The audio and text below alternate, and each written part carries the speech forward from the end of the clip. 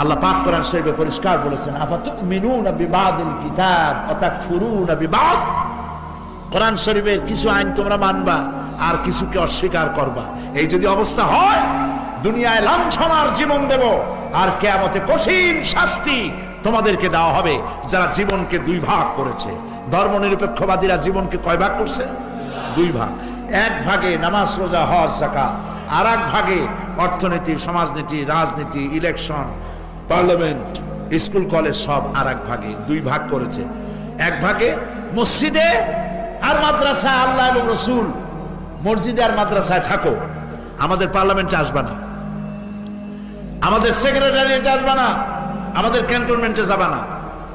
জীবনের সবগুলি গুরুত্বপূর্ণ জায়গাগুলিতে আল্লাহ এবং রসুলের উপরে 144 চালু করে দেওয়া হয়েছে।